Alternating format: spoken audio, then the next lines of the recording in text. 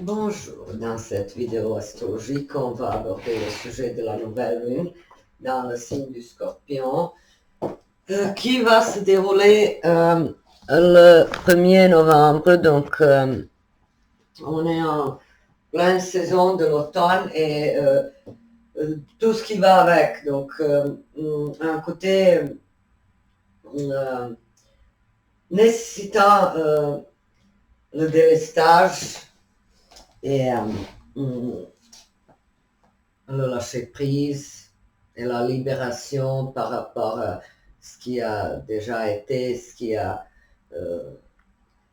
eu une fonction mais n'a plus la raison d'être. Donc en automne, comme les arbres se dénudent de leurs feuilles, et, comme tout a l'impression de se dégrader, de décliner, de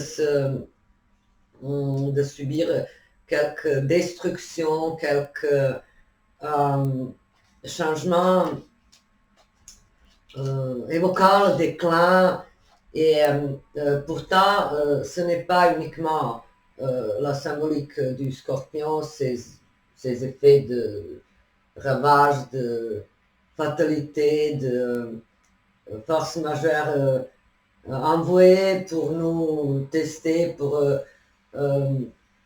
augmenter notre côté endurant, résistant, costaud. Donc le signe du Scorpion a une symbolique plus large de toutes ces épreuves, souvent inhérentes et attribuées au Scorpion. Donc la guerre, le combat intérieur, le besoin de s'exorciser, la façon dont on traite ses propres démons. Vous voyez. Donc, quel est notre rapport avec le mal qui sommeille en nous? Ça aussi, ça pourrait être une question philosophique symbolisée par le signe du Scorpion. Donc, comment nous nous comportons, comment nous agissons face à un mal? C'est ça aussi. Et donc, pour nous tous, ça peut être une période où l'on se sent obligé de se libérer, de laisser perdre quelque chose pour ensuite gagner, pour se reconstruire, pour pouvoir renaître de ses cendres et trouver quelques nouveaux défis, nouvelles ambitions, nouveaux sens, donner un nouveau sens à sa propre vie. C'est ça aussi très important pour la symbolique plutonienne et le signe du Scorpion. Reconstruction, renaissance, régénération. Et dans tout ça, bien sûr, notre pouvoir personnel, notre libre arbitre, notre caractère doivent être prépondérants. Parce qu'on ne peut pas tout attendre d'une force majeure. Donc, le signe du Scorpion peut aussi indiquer cette force intérieure, indescriptible, invisible, qui nous motive et qui nous pousse à agir et à nous battre surtout, à ne pas rester les bras croisés à attendre quelques changements majeurs à nous sauver d'une impasse ou d'une situation pénible ou d'une crise. Avec le Scorpion, on prend le destin en ses mains. On agit, on se bat, on se relève, on se reconstruit, on se régénère comme on peut, à sa propre cadence, à sa manière. Et donc, j'ai choisi, évidemment, pour décrire les aspects de cette nouvelle lune en Scorpion, un ouvrage qui a plutôt une symbolique positive, parce que la nouvelle lune symbolise cette initiation, ce processus de construction. Pardon. Donc, le processus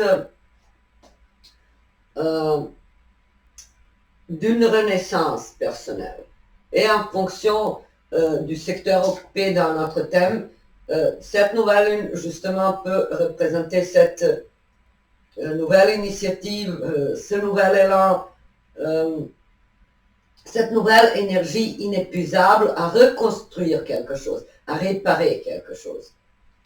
Précédemment détruit, ravagé, bouleversé par Pluton et par ses aspects, disons, par cette force de destruction également indissociable du signe du Scorpion.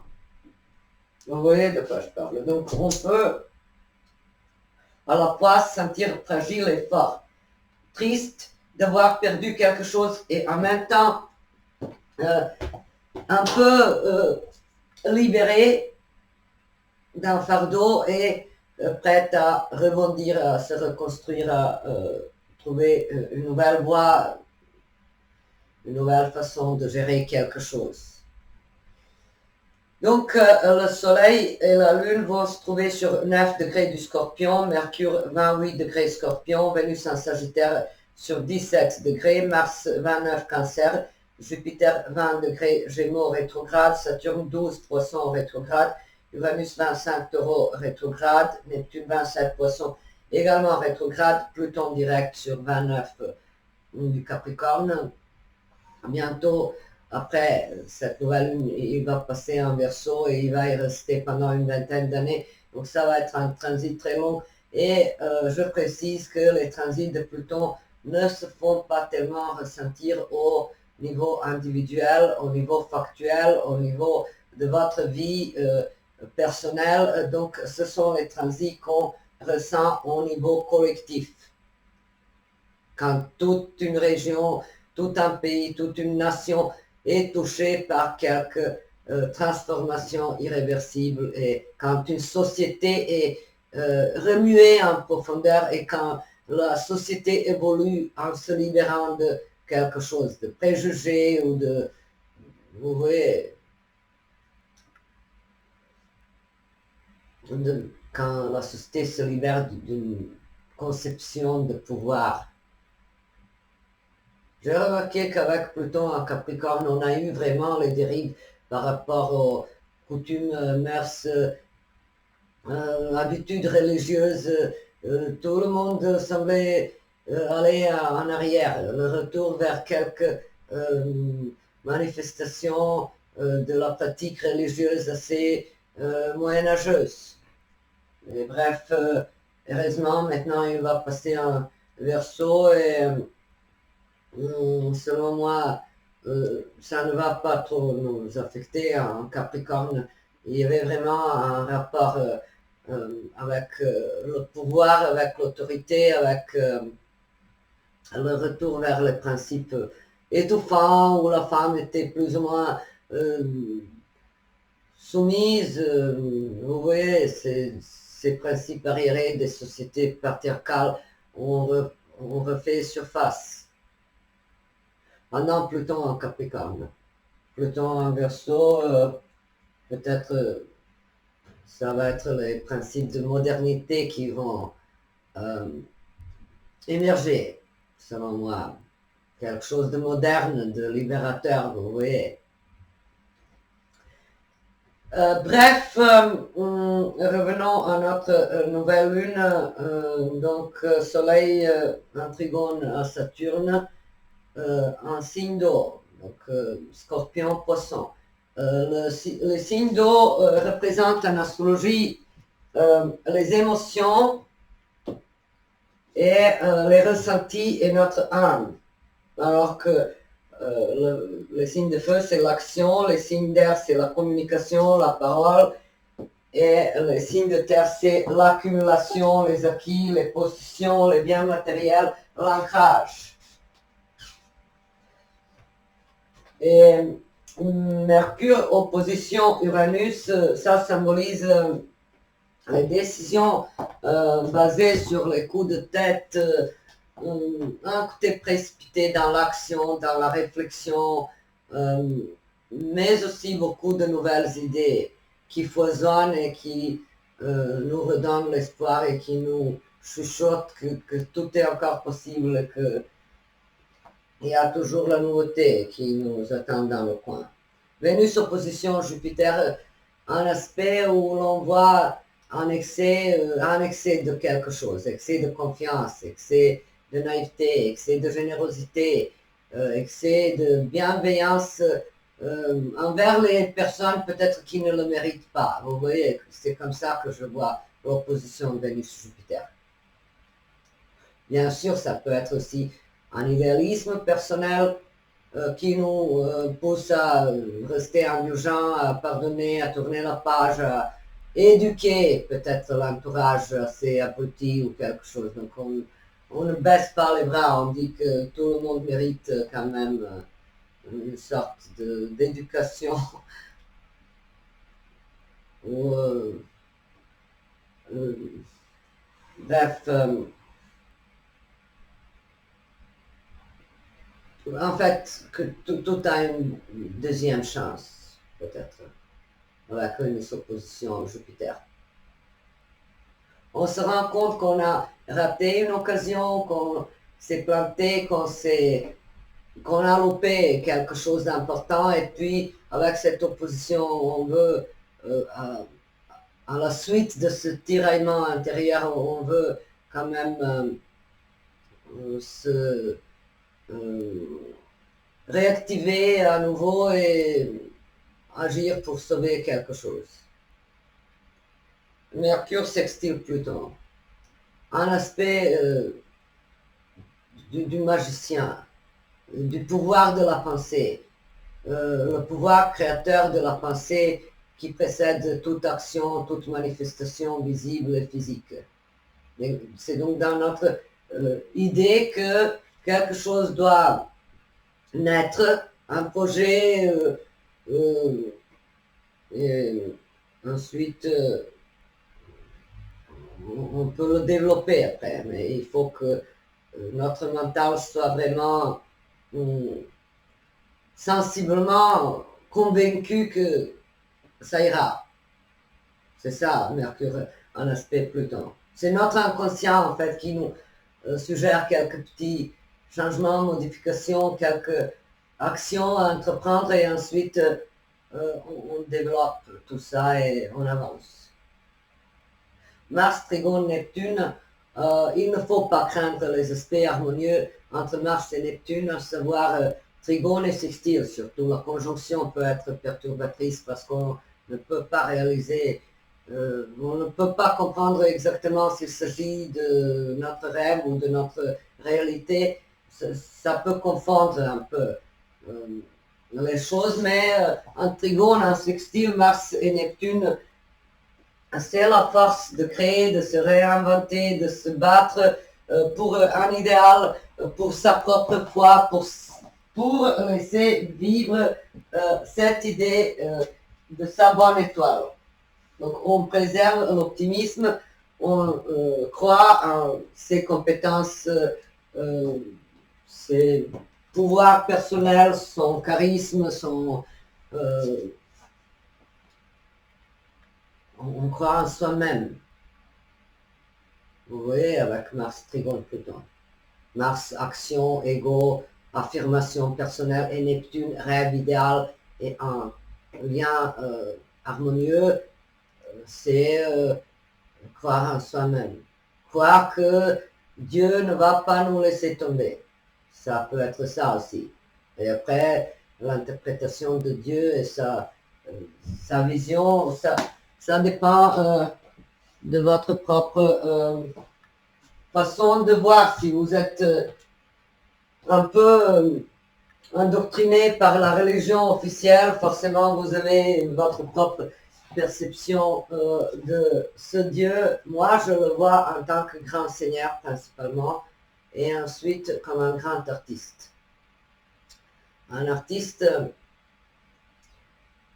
parce qu'il crée le tout, parce qu'il gère le tout et il reste invisible et il nous laisse interpréter les événements à notre guise, à notre façon.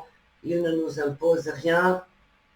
Oui, pour moi, Dieu, c'est un maître d'art abstrait, un pur génie, et je le vois, enfin, je le vois, je le ressens, je le perçois comme une présence bienveillante et inspirante. Quand tout semble s'écrouler, il y a quand même une main de Dieu qui agit en notre faveur. Et c'est là quand on dit c'était un mal pour un bien. Là, on voit, disons, l'intervention céleste divine. Donc, personnellement, je suis croyante, mais pas très pratiquante, et croyante même subjectivement fanatisée. Ça veut dire que je ne juge pas les athées, je n'impose rien, je ne fais pas de prosélytisme, je m'en fous qui va croire en quoi. Quant à moi, on peut vénérer un arbre ou un ruisseau ou je ne sais pas quoi. Mais personnellement, quand j'ai eu des grands soucis de santé l'année dernière, au mois d'octobre justement, et quand je n'en pouvais plus et que tout était quasiment fini, il y avait vraiment une intervention divine qui m'a littéralement sauvé. Et je n'ai pas d'autre explication parce que les thérapies, les médicaments que je prenais, ça ne faisait qu'empirer les choses.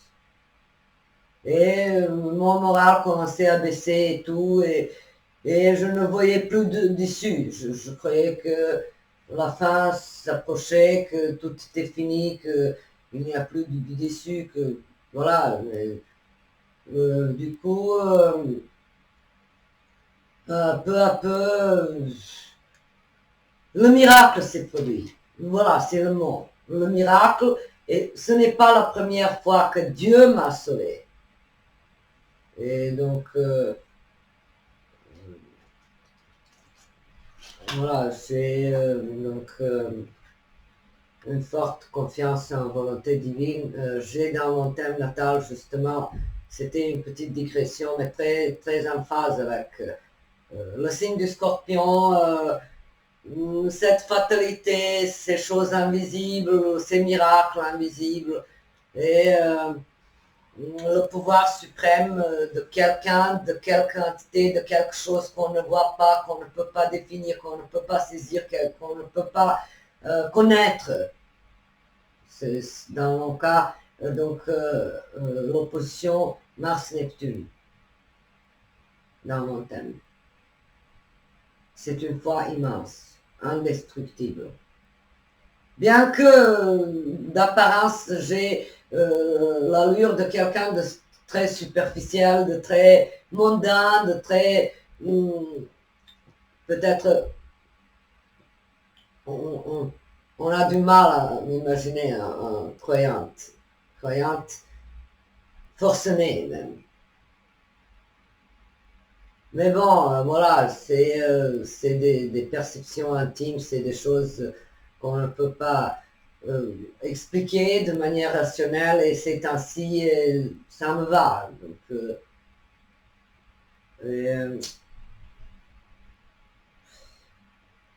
la chose impressionnante avec Dieu, c'est quand on le laisse et on l'abandonne, mais il ne nous laisse pas. Oui, c'est l'amour absolu aussi. Cette idée de Dieu, après, comment vous allez, qu'est-ce que vous allez faire avec cette idée d'une bonté absolue, d'un bien suprême, ça dépend de vous.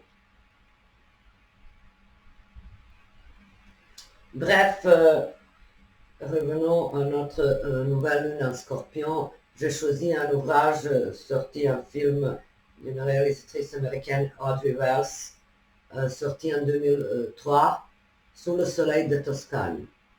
Un film italo-américain où l'on voit justement la renaissance, le renouveau, un regain d'énergie après les défaites, les échecs, les tourments de la vie. Donc il s'agit d'une écrivaine américaine qui vient en Italie après avoir reçu comme cadeau le voyage de 10 jours en, offert par une de ses amies, et elle vit une période difficile après son divorce.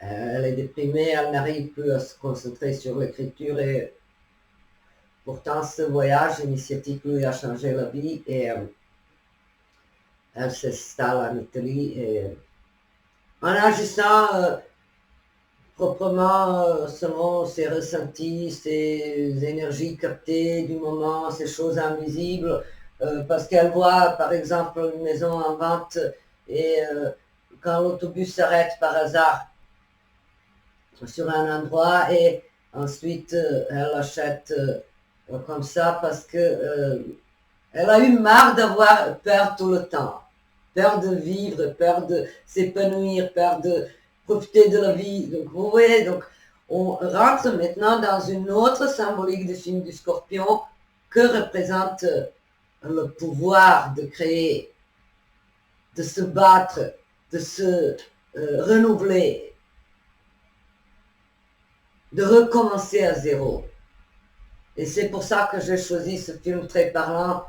J'ai voulu éviter un peu ces autres symboliques de déclin, de perte, d'échec, de rivalité, jalousie, envie, rapport de contrôle, de force. Tout ça, c'est un stéréotype sur le scorpion, soleil un scorpion, lune un scorpion qui a un fort désir de vengeance, de contrôle, de l'expression de son propre pouvoir, mais pardon, on peut aussi analyser ce signe sous sous l'optique de cette régénération. Donc même apparemment quand notre conscience se laisse aller et ne croit plus en rien, il y a notre inconscient qui notre instinct de survie, qui nous aide à nous relever, à retrouver le sens, à redonner le sens, à retrouver son intégrité, son authenticité, son vrai moi. Bref, cet auteur s'installe là-bas, commence à rénover la maison, se lie avec ses voisins, cet entourage proche, s'imprègne de la couleur locale, vive, goûte aux nouvelles saveurs riches et profite de ces paysages pittoresques, de ces façades patinées par le temps, de l'éclat des fresques, de cette beauté merveilleuse, fascinante, et donc redécouvre en quelque sorte sa raison d'être. Vous voyez, donc avec la nouvelle lune en signe du Scorpion, on a besoin d'un sens très fort. On a l'impression de trouver vraiment cette force en nous-mêmes et de trouver ce fort motif à continuer à rêver, continuer à nous affirmer, continuer à aimer, vous voyez, créer quelque chose. Donc, cette nouvelle lune en Scorpion, en fait, elle est loin d'être, selon moi, éprouvante. Je ne la vois pas comme un aspect difficile, comme un moment de remise en question, plutôt non. Parce qu'on a déjà eu plein de nouvelles lunes, pleine lune dans l'axe Bélier-Balance où tout était vraiment chamboulé par plein de circonstances qu'on n'a pas pu contrôler, qu'on n'a pas pu éviter. Donc on faisait avec les moyens du bord. Et maintenant, c'est le moment de se reconstruire, de se retrouver. Bref, France met cet auteur non seulement grâce à ce projet divin par rapport à elle, mais grâce à son courage personnel, aboutit à retrouver la joie de vivre. Vous voyez, dans le signe du Scorpion, on est dans le paradoxe. D'un côté, la haine, la répulsion, la destruction, le mal, et de l'autre côté, en même temps, le remède pour ça.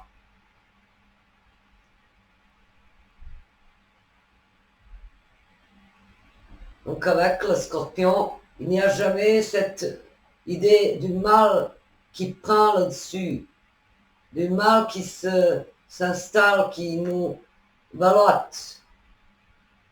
Il y a l'idée aussi d'un bien absolu qui nous aide comme par miracle, donc quelque chose également d'aussi fatal et d'aussi indéfinissable, insaisissable, qui nous aide à remonter la pente.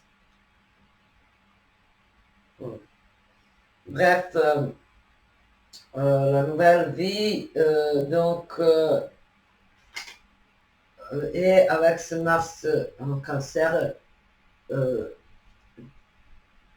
bien sûr que Mars en Cancer réagit, se sensibilise surtout par rapport à sa famille, son clan, sa patrie, son quartier, donc il y a un côté du patriotisme local, mais aussi comment retrouver la paix après un combat, ou retrouver la paix après avoir combattu sur quelques fronts réels ou symboliques, vous voyez. Et la réponse est chez soi. Cancer. C'est ça, Mars en Cancer. Se battre pour avoir un nid, pour se sentir bien, pour avoir un chez-soi, donc une sécurité, une sensation de sécurité, un abri contre toute adversité. Ça peut être ça aussi, Mars en Cancer. Donc, on trouve la paix, apparemment, dans sa propre maison. Et c'est pour ça que dans le film, donc c'est pour ça que je l'ai choisi, on a une femme qui décide d'acheter, de rénover une maison délabrée. Vous voyez la symbolique. Rénover la maison délabrée, c'est aussi se reconstruire elle-même. Comme vous savez, la maison est l'extension de notre propre moi. C'est nos racines, c'est nos origines, c'est nos bases, c'est notre ancrage. Donc elle trouve un autre ancrage plus approprié à sa situation actuelle et fait les efforts pour créer un cocon, une protection, une ambiance rassurante, apaisante et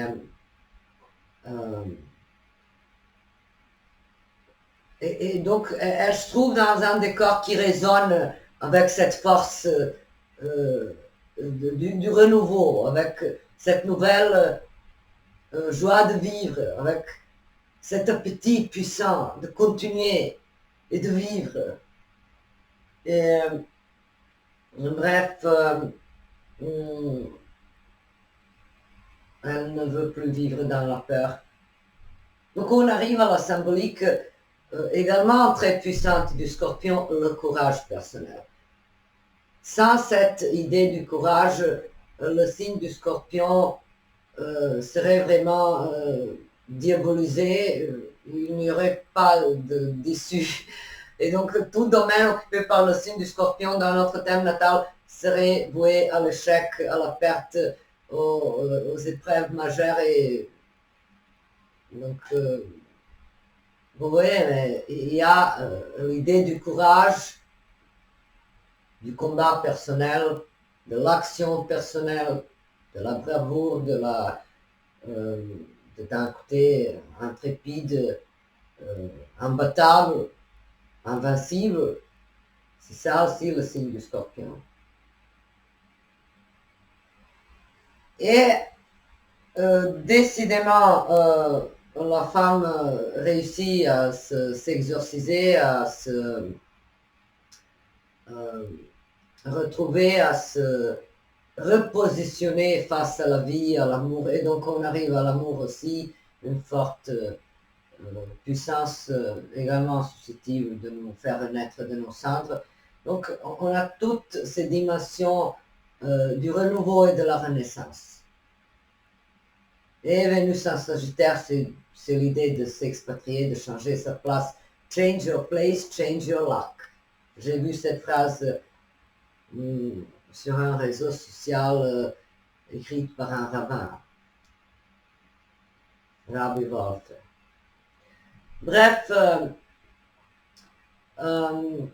Vénus en opposition à Jupiter, ça peut donner cette idée de voyager, de se déplacer de manière assez compulsive pour se retrouver, pour se sentir mieux et pour attirer l'expansion aussi, l'expansion matérielle, financière, émotionnelle, la sensation d'épanouissement. Donc ça peut donner cette idée aussi du voyage réel ou mental, voyage symbolique ou concret. Et donc, apparemment, ce film n'est pas d'apparence a priori scorpionesque, mais quand on creuse un peu en dessous de la surface, on voit justement le combat personnel pour se reconstruire. Et c'est le message de cette nouvelle. Et donc, dans le domaine concerné, dans votre thème, si ça tombe dans la maison 1, vous pourriez reconstruire votre personnalité, changer d'apparence physique de manière radicale. Dans la maison 2, c'est les finances. Dans la maison 3, c'est les rapports avec la fratrie. Dans la maison 4, c'est avec la famille. La maison 5, réformer votre façon de voir et d'aborder l'amour, les liaisons affectives. Maison 6, le travail. Maison 7, le partenariat, les rapports avec les autres. Modifier un peu les rapports déséquilibrés, les rapports de force. Maison 8, renoncer à quelque chose pour gagner davantage. Laisser partir des choses insolites, inadaptées, obsolètes. Et dans la maison 9, ça peut donner une idée de se reconstruire par le biais d'une idéologie, d'une doctrine, d'une philosophie de vie. Dans la maison 10, reconstruire sa carrière. Dans la maison 11, redéfinir ses amis, ses amitiés, redéfinir les rapports avec ses amis. Dans la maison 12, ça peut être voir un peu, analyser au niveau inconscient subtil nos épreuves. Voir pourquoi nous arrive de telles choses. Est-ce qu'on a une responsabilité là-dedans où on est vraiment, disons, le victime d'un sort peu clément à notre égard. Vous voyez? Bref,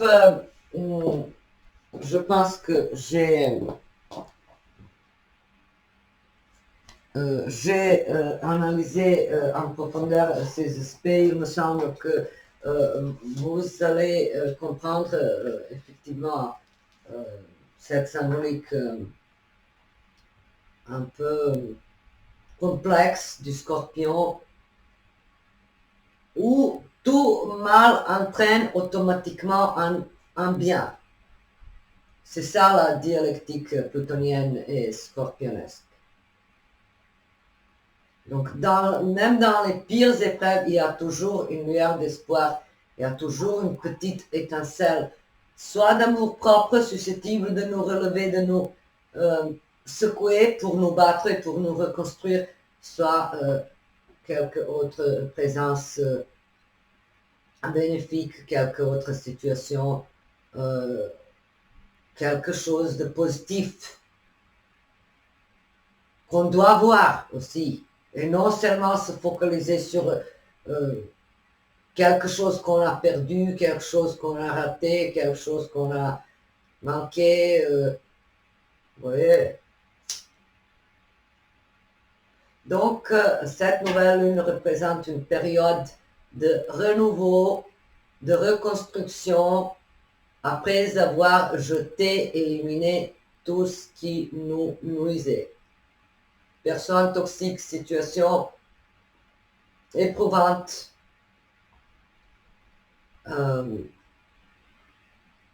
ces rapports déséquilibrés ou flous ou vampirisants.